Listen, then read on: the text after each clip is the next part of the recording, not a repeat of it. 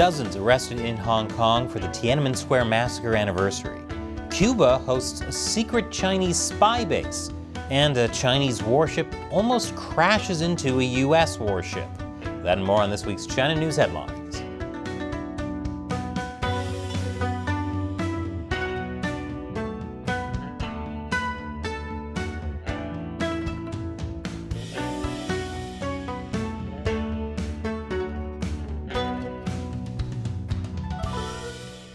Welcome to China Uncensored. I'm Chris Chappell. This episode is sponsored by Incogni. You probably know the companies are collecting your personal data, but you may not realize just how many. Dozens, maybe hundreds, most of which you've never heard of. You have no idea what they're doing with it. Incogni helps stop them. I'll explain more at the end. Well, it happened again. Less than a week after a Chinese pilot got dangerously close to a U.S. Air Force plane over the South China Sea, this week, a Chinese warship almost collided with a U.S. one.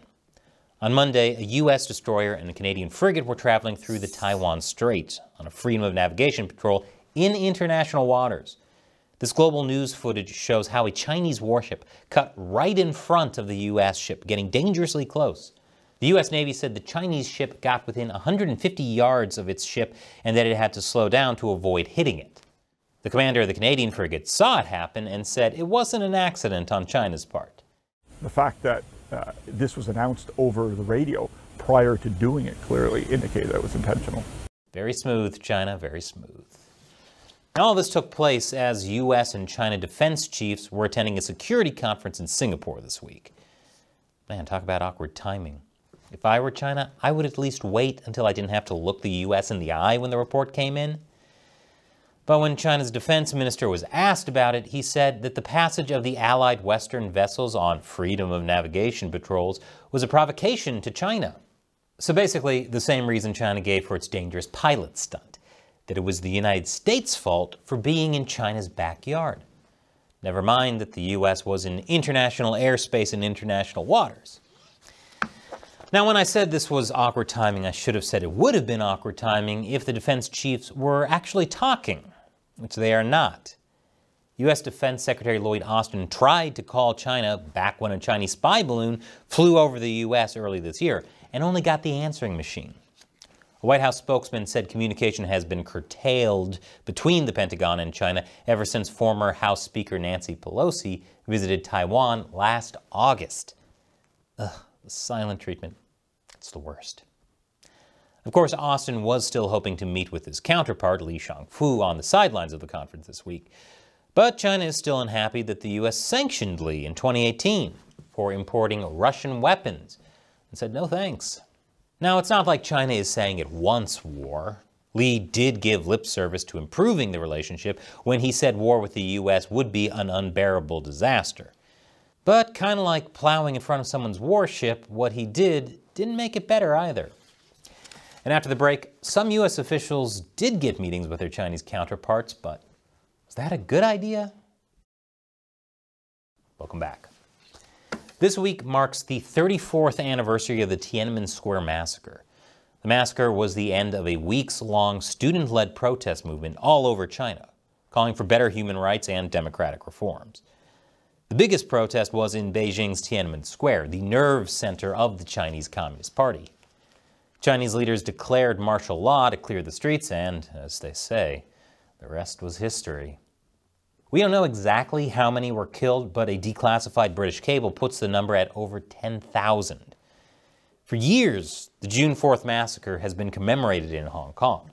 It was the only place technically in China where that could happen. But since 2020, those commemorations have been banned. Not because the Communist Party is squeezing the life out of Hong Kong now, no. It was because of COVID. So why remove the statues? But COVID can't be used as an excuse this year, so what happened? Well, Hong Kong police detained dozens of people who they suspected might try to commemorate the day. 8 people, including activists and artists, were detained on the eve of the anniversary, and on June 4th, police took 23 others away on suspicion of breaching public peace. However, pro-China groups were able to hold a memorial on the same day for the British handover of Hong Kong 26 years ago, which actually happened in July. But hey, when you got a protest to paper over, why wait? Despite the Communist Party still trying to sweep that bit of ugly history under the rug, the U.S. sent diplomats to Beijing for meetings this week. These are lower-level diplomats, since high-level talks are still basically frozen. But the White House denied its timing was maybe just a little bit tone-deaf. Was that decision a messaging misstep?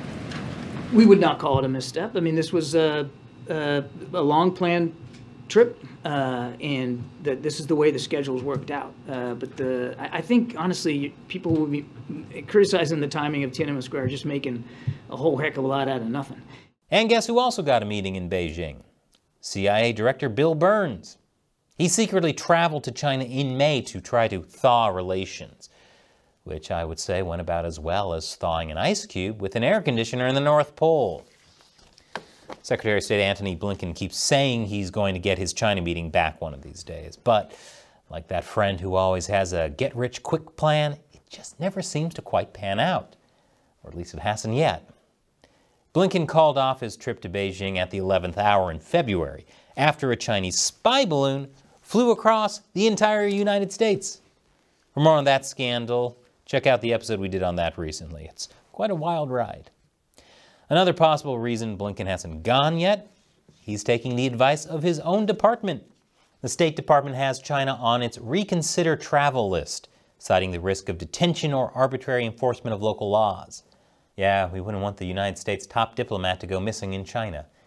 He might just get put on a spy balloon to nowhere. And speaking of spying, is China building a spy base in Cuba? The Wall Street Journal cited U.S. officials familiar with highly classified intelligence as saying there's an agreement for Cuba to host a Chinese spy base focusing on the U.S. It said an eavesdropping facility in Cuba, roughly 100 miles from Florida, would allow Chinese intelligence services to scoop up electronic communications throughout the southeastern U.S., where many military bases are located, and monitor U.S. ship traffic.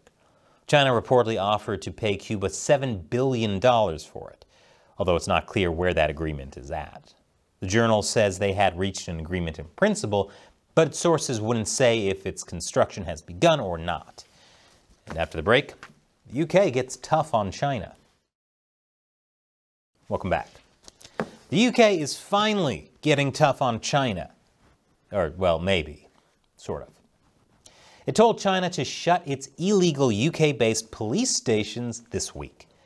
These underground police stations were first publicized by the human rights group Safeguard Defenders last September. Now, the UK has told the Chinese embassy to shut them down. However, the UK Security Minister told Parliament they so far haven't found evidence of illegal activity at the addresses associated with the alleged Chinese police outposts. The UK government is also putting a timeline on getting rid of Chinese-made security cameras, which, as you can imagine, aren't very secure. British lawmakers have previously called for a ban on the sale and use of security cameras made by Hikvision and Dahua, two partly state-owned Chinese firms, over privacy fears and concerns of the company's products being linked to human rights abuses in China. According to the Daily Mail, Chinese cameras were being used at UK military bases despite lawmakers banning them on government buildings. It's not just a military problem, though. A report by civil liberties watchdog Big Brother Watch found over 60% of public bodies in the UK currently operate Chinese state-owned surveillance cameras. Yes, UK surveillance cameras. Cameras for the Chinese government to surveil the UK. There is some good China news this week, though. In a rare victory for the media, a Hong Kong court has overturned the conviction of a Hong Kong journalist. A court ruled that substantial and grave injustice was done to Choi Yuk-ling, an investigative journalist who also goes by the name Bao Choi. Bao was convicted in 2021 of improperly accessing car records for a documentary she did about a mob attack on Hong Kong protesters. To find out who was transporting the attackers, she looked up license plate records from a public database. She had to select a reason for her search from a drop-down menu that didn't have an option for media work, so she chose other traffic and transport-related issues. The court found that she didn't knowingly make a false statement in order to get the car records and granted her appeal. And this episode is sponsored by Incogni. Whenever you do anything online or use apps on your phone, there are a huge number of companies that collect your personal data. When I signed up for Incogni a year ago, I discovered there were dozens of data brokers that potentially had my private information without my permission. Some types of data theft you can easily stop, like by not using Temu to shop or using TikTok to whatever. But other types of data theft are harder. A lot of private companies are accessing your data because you accidentally gave permission through a third-party site. But there's a way to stop them. That's what Incogni does for you. It writes to these companies using specific legal language, forcing them to delete your personal information. Incogni has already gotten my details removed from 102 of these sketchy data brokers, and a lot more are in progress. And I didn't have to do anything after signing up. Incogni just handles it. So I recommend you get Incogni for yourself. Click the link below or go to incogni.com/uncensored. For a limited time, the first 100 people to use the code uncensored will get 60% off. Get your personal data off the market with Incogni. Once again, I'm Chris Chappell. Thanks for watching China Uncensored.